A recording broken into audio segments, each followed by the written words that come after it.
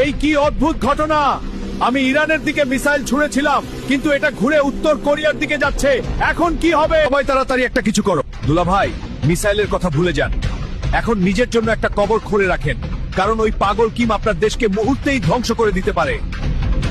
Sir sir, আমাদের দিকে আমেরিকার একটি মিসাইল আসছে, এখন আমরা কি করব? আমি তো এই দিনেরই অপেক্ষায় ছিলাম। ট্রাম্প খুব বার বেড়ে গেছে। এবার দেখো মামুন, তুমি দ্রুত হেডকোয়ার্টার খবর দাও, আমাদের সব মিসাইল প্রস্তুত করতে বলো। জি স্যার। হ্যাঁ মামুন, মিশনগুলো কি লঞ্চের জন্য প্রস্তুত? স্যার, মিসাইলগুলো লঞ্চ হওয়ার জন্য একদম প্রস্তুত। এখন আপনি সুইচ টিপে দিলেই মিসাইলগুলো লঞ্চ হয়ে যাবে।